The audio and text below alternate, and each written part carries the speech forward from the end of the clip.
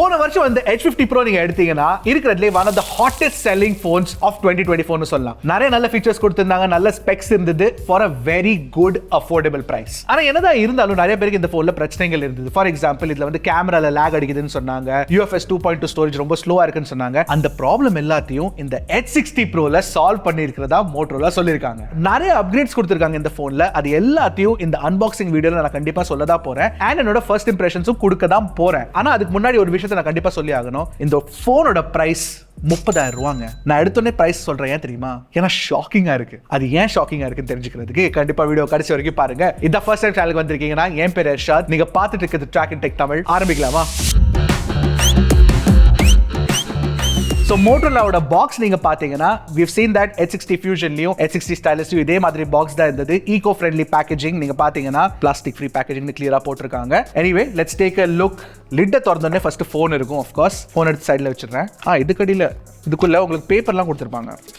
Right, sim ejector tool, documentation and UV tempered glass போடுறீங்கன்னா அதுல இருந்து ப்ரொடெக்ட் பண்றதுக்கு ஸ்டிக்கர்ஸ். கேஸை தூக்கிட்டாங்க. 2025ல மோட்டோரோலோட போன்ஸ்ல உங்களுக்கு கேஸ் கொடுக்கறது இல்ல, which is a let down. அதாவது நீங்க பாத்தீங்கன்னா உங்களுக்கு வந்து கீழே அதுக்கு அடியில வந்து உங்களுக்கு ஒரு 90 வாட் கேன் சார்ஜர் கிடைச்சிருங்க. இங்க பாருங்க, சார்ஜர் நல்லா இருக்கு பார்க்கிறதுக்கு. இந்த கேன் சார்ஜர் வச்சு நீங்க உங்க லேப்டாப்பை கூட சார்ஜ் பண்ணிக்கலாம், which is nice. Like for example MacBook Air, அதுல Type C USB PD support கொடுத்திருக்காங்கல, and உங்களுக்கு USB Type C to Type C கேபிளும் கிடைச்சிரும். So yeah, அன்பாக்சிங் எக்ஸ்பீரியன்ஸ் இவ்வளவுதான். பட் தேவையான விஷயம் எல்லாமே இருக்கு, ஆனா கேஸ் கிடையாது. சோ கேஸ் நீங்க தனியா தான் வாங்கணும். Alright, time to take a look at the phone. போனை வந்து ஒரு கவர்ல வச்சிருக்காங்க. அந்த கவர்ல வந்து note about UV screen protectors அப்படின்னு கிளியரா போட்டிருக்காங்க. ஏன்னா கர்வ்ட் போன்ஸ்ல UV ஸ்கிரீன் ப்ரொடெக்டர் மாட்டும் போது அதுல வந்து பிரச்சனைங்க வந்திருக்குன்னு நிறைய பேர் சொல்றாங்க. நிறைய பேர் என்ன சொல்றாங்கன்னா UV ஸ்கிரீன் ப்ரொடெக்டர் போடும்போது க்ளூ வந்து டிஸ்ப்ளேக்குள்ள போகுது and டிஸ்ப்ளே கெட்டு போகுதாமா. So that is why they've given a clear note about it. And anyway, wow, this is the new Edge60 Proங்க.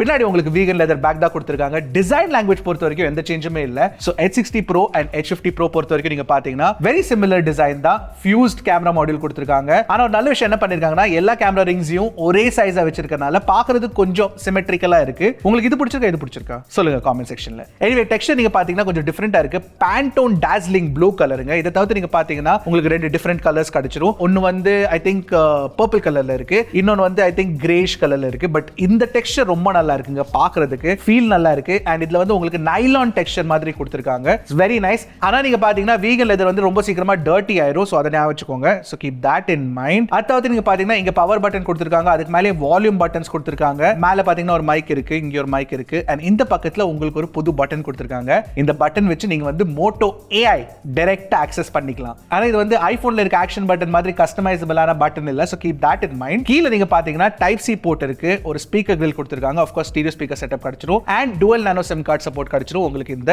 SIM card ட்ரேல. ஒரு விஷயம் சொல்லி ஆகணும், இந்த Type C போர்ட்ல உங்களுக்கு இப்போ Type C 2.0 ஸ்பீட் தான் கிடைக்கும். Type C 3.1 ஸ்பீட் கிடையாது. Moto Edge50 Proல கொடுத்தது இப்போ வந்து காஸ்ட் கட்டிங் பண்ணி டவுன்கிரேட் பண்ணிருக்காங்க. உங்களுக்கு வந்து மெட்டல் ஃப்ரேமை தூக்கிட்டு பிளாஸ்டிக் ஃப்ரேமை கொடுத்திருக்காங்க. உண்மை சொல்லணும்னா இந்த பிளாஸ்டிக் ஃப்ரேம்ல எனக்கு டவுன்கிரேடா தோணல. ஏன்னா மத்த விஷயத்துல நிறைய அப்கிரேட் பண்ணிருக்காங்க. ஃபார் எக்ஸாம்பிள் உங்களுக்கு IP69 ரேட்டிங் கிடைச்சிரும், IP68+69. So that's even better இல்ல compared to Edge50 Pro. அது மட்டும் இல்ல, முன்னாடி நீங்க பாத்தீங்கன்னா Corning Gorilla Glass 7 eye protection கொடுத்திருக்காங்க and military standard 810H certification கிடைச்சிரும். So durability விஷயத்துல எனக்கு சுத்தமா எந்த கவலையும் இல்ல. and metal frameல இருந்து plastic frameல மாத்துறது வந்து it's not a big deal at all. Anyway, நான் உங்களுக்கு லைவா ஒரு சின்ன டெமோ ஒன்னு காட்டிடுறேன் of me dropping the phone.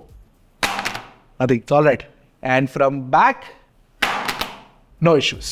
So design and பில்டை பொறுத்த வரைக்கும் நல்ல ஃபோன் தான். அண்ட் இன்னொரு விஷயம் நான் சொல்கிறேன், நான் இது ஸ்லிம்மாக இருக்கு. ஸ்லிம்மாக இருந்துட்டு வந்து கொஞ்சம் ஃப்ரேமை ஸ்லிம் பண்ணியிருக்காங்க, ஓவர் ஸ்லிம் ஆக்கியிருக்காங்க. ஸோ பிடிக்கிறது கொஞ்சம் அன்கம்ஃபர்டபுளாக இருக்கு. But overall it's not bad. And ஸ்லிம்மாக இருக்கிறது வந்து ஒரு பெரிய விஷயங்க. ஏன் தெரியுமா? ஏன்னா இந்த ஃபோனில் உங்களுக்கு பெரிய பேட்டரி கொடுத்துருக்காங்கன்னு சொன்னேன் நான். 6000 mAh சிலிகான் கார்பன் பேட்டரி கொடுத்துருக்காங்க. ஸோ 6000 mAh பேட்டரி கொடுத்துட்டு இவ்வளோ ஸ்லிம்மாக வச்சிருக்காங்கன்னா வெயிட் எவ்வளோ இருக்குன்னு பார்த்துடலாமா ஒரு தடவை? அண்ட் அதை Edge50 Pro கூட கம்பேர் பண்ணி பார்த்துடலாம். Let's take a look. 186.1 grams, under 190 grams, very comfortable. அதே சமயத்தில் இது இன்னும் கம்மியாக இருக்கும்னு நினைக்கிறேன் நான் கண்டிப்பா. Let's take a look. Edge50 Pro. Oh my god! What is this? What is this Motorola? Super. 5000 mAh battery, 186.9 grams. 6000 mAh battery, 186.1 grams. ஏன்னா of course plastic யூஸ் பண்ணிருக்கனால weight இன்னும் கொஞ்சம் குறைஞ்சிருக்கும். So keep that in mind. Anyway, let's take a look at the displayங்க. Display வந்து தாறுமாறான display கொடுத்திருக்காங்க. I'll just show you. பாருங்க.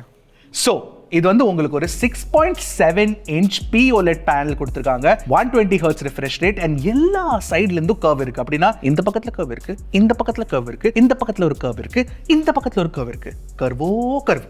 ஆனா என்ன பொறுத்த வரைக்கும் I like flat displays better. எனக்கு கர்வ் டிஸ்பிளேஸ் அவ்வளவு பிடிக்காது. பட் பார்க்கறதுக்கு உண்மையா பிரீமியமா இருக்கு. நிறைய பேர் வந்து ஃபோன் வாங்குனாங்கன்னா ஓ வாவ் ஒரு எக்ஸ்பென்சிவ் ஃபோன் வாங்குறோம் அப்படின்ற ஒரு ஃபீல் கண்டிப்பா கிடைக்கும். இது வந்து ஒரு 30,000 ஃபோன் மாதிரி தெரியலையே, 50,000 ஃபோன் மாதிரி இருக்கே அப்படின்னு கண்டிப்பா நிறைய பேருக்கு தோணும். So that feeling is there, பிரீமியமான ஃபீலிங் இருக்கு இதுல. ஆனா அந்த கோஸ்ட் டச் இஷ்யூ வந்து நான் டெஸ்ட் பண்ணும்போது இந்த ஃபோன்ல எனக்கு தெரியல. மிஸ் டச் ப்ரிவென்ஷன் சாஃப்ட்வேர்ல நல்லா டியூன் பண்ணிருக்காங்க. So that's good. டிஸ்பிளே பொறுத்த வரைக்கும் உங்களுக்கு Pantone validated colours, Pantone validated skin don'ts கிடைக்கும். ஸோ கலர் விஷயத்துல நேச்சுரல் மோட்ல வச்சீங்கன்னா அப்படியே இருக்கிற கலர் உங்களுக்கு கண்ணுக்கு காட்டும், which is very good. So color accuracy ரொம்ப நல்லா இருக்குங்க. எஸ்பெஷலி நீங்க வந்து HDR வீடியோஸ் யூடியூப்ல பார்க்கும்போது சூப்பரா இருக்கு, கலர்ஸ் ரொம்ப நல்லா இருக்கு பார்க்கிறதுக்கு. அது மட்டும் இல்ல உங்களுக்கு வந்து HDRல கிரேடேஷனும் நல்லா பண்ணிருக்காங்க. ஸோ நல்ல ஒரு ஹைலைட் கண்ட்ரோல் இருக்கு, நல்ல ஷேடோ கண்ட்ரோல் இருக்கு, everything is good. And peak brightness நீங்க எடுத்துக்கிட்டீங்கன்னா HDR மோட்ல 4500 nits பீக் பிரைட்னஸ் கொடுத்திருக்காங்க. ஆனா ஒரே பிரச்சனை என்னன்னா நெட்ஃபிளிக்ஸ்ல HDR சப்போர்ட் கிடையாது. கொடுத்திருந்தா நல்லா இருந்திருக்கும். இவ்வளவு நல்ல டிஸ்ப்ளே கொடுத்திருக்காங்க, இவ்வளவு நல்ல டியூனிங் பண்ணிருக்காங்க, நெட்ஃபிளிக்ஸ்ல HDR சப்போர்ட் கொடுத்துக்கலாமே Motorola. Anyway 1400 nits brightness உங்களுக்கு HBM மோட்லயும் கிடைச்சிரும், which is basically high brightness mode. So நீங்க வெளிய எடுத்துட்டு போனீங்கன்னா சன்லைட் டைரக்ட்டா ஸ்கிரீன்ல படும்போது உங்களுக்கு நல்ல விசிபிலிட்டி இருக்குங்க. So that's good. அது மட்டும் இல்ல உங்களுக்கு வந்து 720 Hz PWM dimming கொடுத்திருக்காங்க. Of course இதோட பெட்டரான PWM dimming rating பார்த்திருக்கோம், but still 720 Hz is good. It is better than having 480 Hz or 240 Hz. Apple ஓட ஐபோன்ல, Samsung Galaxy phonesல, Google ஓட Pixel phonesல இவ்ளோ தான் இருக்கும். So this is better.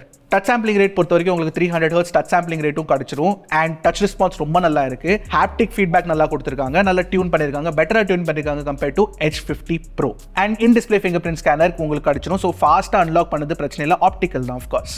So display பொறுத்த வரைக்கும் இதெல்லாம் வந்து ஒரு ப்ராப்பரான ஃபிளாக்ஷிப் கிரேட் டிஸ்பிளேல இருக்க ஃபீச்சர்ஸை எல்லாத்தையும் எடுத்து கொடுத்துருக்காங்க, except for Netflix HDR support. Multimedia எக்ஸ்பீரியன்ஸ்க்கு வெறும் நல்ல ஒரு டிஸ்பிளே மட்டும் இருந்தா போதாது, ஸ்பீக்கர்ஸும் நல்லா வேணும். ஸோ ஸ்டீரியோ ஸ்பீக்கர் செட்டப் கொடுத்துருக்காங்க. அண்ட் குவாலிட்டி நல்லா இருக்கு. ஆக்சுவலி உண்மை சொல்லணும்னா நல்லா லவுடா இருக்கு, ஓரளவு ரிச்சா இருக்கு, கிளீனா இருக்கு கேட்கறதுக்கு. ஆனா பேஸ் கொஞ்சம் லேக்கிங்கா இருக்கு. நீங்களே கேட்டு பாருங்க compared to Edge50 Pro. Edge50 Pro கம்பேரிசன்ல பெட்டரா தான் இருக்கு.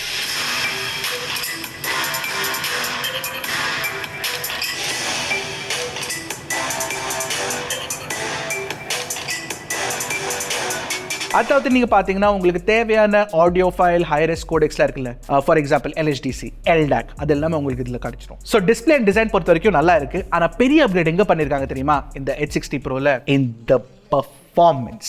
ஏன்னா பெர்ஃபார்மன்ஸ்க்கு உங்களுக்கு MediaTek ஓட Dimensity 8350 Extreme சிப் கொடுத்திருக்காங்க. அண்ட் இந்த SoC நீங்க பாத்தீங்கன்னா நம்ம வந்து Realme P3 Ultraல பார்த்தோம், Oppo Reno 13 சீரிஸ்ல பார்த்தோம், அண்ட் இப்போ இந்த போன்ல பார்த்திருக்கோம். அண்ட் பெர்ஃபார்மன்ஸ் சூப்பரா இருக்குங்க. உங்களுக்கு ரெண்டு வேரியன்ட்ஸ் கிடைச்சிரும், 8256GB அண்ட் 12256GB. இது வந்து LPDDR5X RAM டைப்பும் UFS 4.0 ஸ்டோரேஜ் கொடுத்திருக்காங்க. ஆமாங்க, UFS 2.2 வேண்டாம், UFS 3.1 கொடுங்க அப்படின்னு நிறைய பேர் கேட்டுட்டு இருந்தாங்க. UFS 4.0வே கொடுத்துட்டாங்க, which is very good. ஆமா, இந்த UFS 4.0 இருக்கிறதுனால என்ன அட்வான்டேஜ் அப்படின்னு நீங்க கேட்டீங்கன்னா சொல்றேன். பேசிக்கலி நீங்க வந்து ஆப்ஸ் ஓபன் பண்ணும்போதெல்லாம் உங்களுக்கு ஃபாஸ்டா ஓபன் ஆகுங்க, UFS ஃபாஸ்ட் ஸ்டோரேஜ் இருந்துச்சுன்னா. அண்ட் இந்த கேமரால லாக் பிரச்சனை இருந்தது இல்ல, கேமரா ஆப் ஓபன் பண்ணும்போது ஃபார் எக்ஸாம்பிள் Edge50 Proல. சோ அந்த லாக் பிரச்சனை எல்லாம் குறைக்கிறதுக்கு நல்ல ஃபாஸ்ட் ஸ்டோரேஜ் இருந்தா பெட்டரா இருக்கும். அண்ட் இன்ஃபேக்ட் ஸ்டோரேஜ் ஸ்பீட் கூட நீங்க பாத்தீங்கன்னா சீக்வென்ஷியல் ரீட் ரைட் ஸ்பீட்ஸும் ரேண்டம் ரீட் ரைட் ஸ்பீட்ஸும் தாறுமாறா இருக்குங்க. So that's good. அது மட்டும் இல்ல, Antutuல வந்து உங்களுக்கு 1.4 மில்லியன் Antutu ஸ்கோர் கிடைக்குது. Geekbenchலயும் உங்களுக்கு வந்து செம்மையான ஸ்கோர் கிடைக்குது, above 4000 மல்டி கோர் ஸ்கோர் கிடைச்சிரும். CPU throttle ரன் பண்ணி பார்த்தப்போ எங்களுக்கு 74% CPU ஸ்டெபிலிட்டி கிடைச்சது. GPU throttleலயும் ஸ்டெபிலிட்டி நல்லா இருக்கு, பேசிக்கலி 3D Mark wireless டெஸ்ட்ல.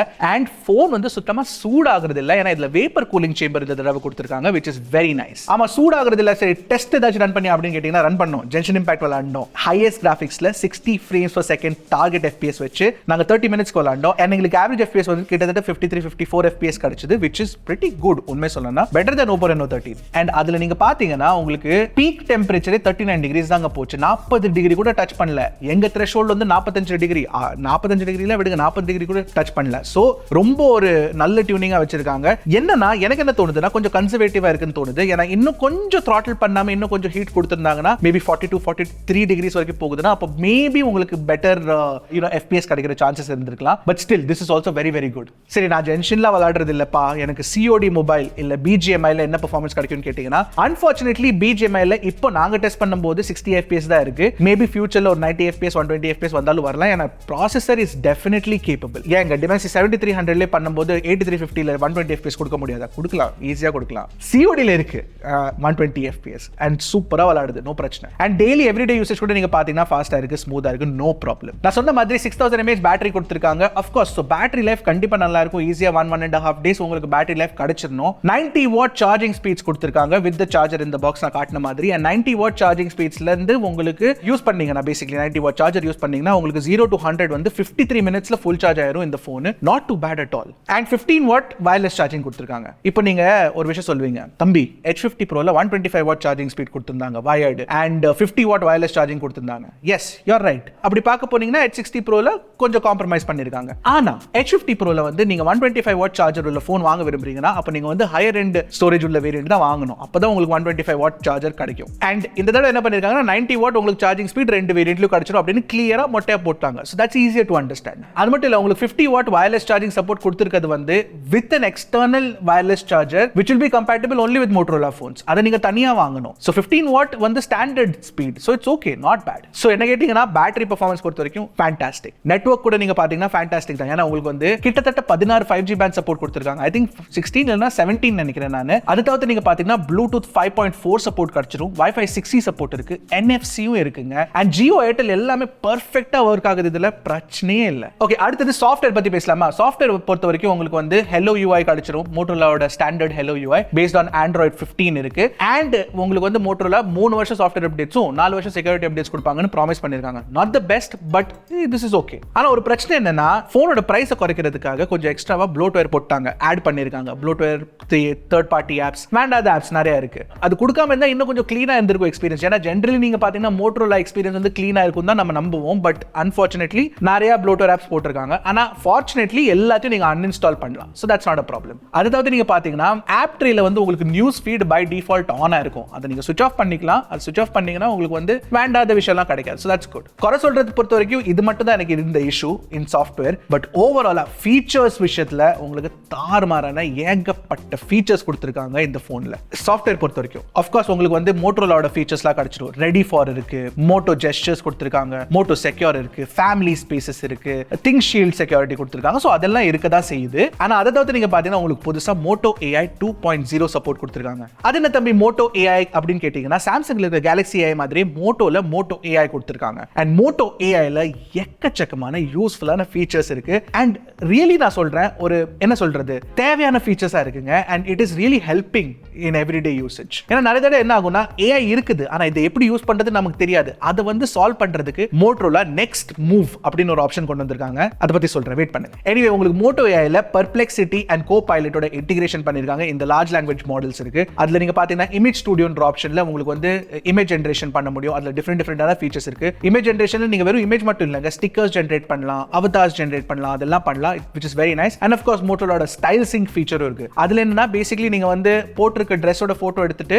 ஆஃப் யுவர் செல்ஃப் அதை வந்து நீங்க அப்லோட் பண்ணீங்கன்னா அந்த கலரை பார்த்து ஒரு வால்பேப்பர் கிரியேட் பண்ணி உங்களுக்கு கொடுக்கும். அடுத்து நீங்க பாத்தீங்கன்னா ரிமெம்பர் திஸ்னு ஒரு ஆப்ஷன் கொடுத்திருக்காங்க. நத்திங்கோட எசென்ஷியல் பட்டன் மாதிரி தான், யூஸ்ஃபுல்லான ஃபீச்சர் தான். ஆனா இது இன்னும் கொஞ்சம் பெட்டரா இருக்கு. அது எப்படின்னு நான் சொல்றேன். பேசிக்கலி நீங்க வந்து ஸ்கிரீன்ஷாட் எடுத்து ஒரு மெமரி கிரியேட் பண்ணலாம் வித் ரிமெம்பர் திஸ். அண்ட் அதே மாதிரி நீங்க வந்து போட்டோ எடுத்துட்டு அதோட மெமரி கூட கிரியேட் பண்ணலாம். இன்ஃபேக்ட் நீங்க பாத்தீங்கன்னா ஏதாச்சும் ஒரு பேஜ்ல ஓபன் ஆயிருந்தீங்கன்னா நெக்ஸ்ட் மூவ் யூஸ் பண்ணீங்கன்னா அது தானாவே உங்களுக்கு கண்டெக்ஸ்சுவலி ரெக்கமெண்ட் பண்ணுங்க நீங்க ரிமெம்பர் பண்ண விரும்புறீங்க அப்படின்னு. சோ பேசிக்கலி அதான் நெக்ஸ்ட் மூவோட அட்வான்டேஜ். நெக்ஸ்ட் மூவ்ல வந்து தானா AI பிரெடிக்ட் பண்ணும் உங்களுக்கு என்ன தேவை, அதை பொறுத்த மாதிரி உங்களுக்கு கான்டெக்ஸ்சுவல் ரெஸ்பான்சஸ் கொடுக்கும். ஃபார் எக்ஸாம்பிள் நான் புக் மை ஷோல ஒரு கான்சர்ட் பேஜ் ஓபன் பண்ணேங்க. அந்த கான்சர்ட் பேஜ் ஓபன் பண்ணதுக்கு அப்புறம் அந்த Moto AI பட்டனை கிளிக் பண்ணேன். அந்த Moto AI பட்டன் கிளிக் பண்ணோனே அது என்ன காட்டுதுன்னா, do you want me to remember this, create a memory. இன்னொரு ஆப்ஷன் என்ன காட்டுதுன்னா, do you want me to create a playlist அப்படின்னு. என்னது do you want me to create a playlist அப்படின்னு போட்டு நான் click பண்ணேன். கிளிக் பண்ணிட்டு Amazon கூட தான் இன்டிகிரேஷன் பண்ணிருக்காங்க.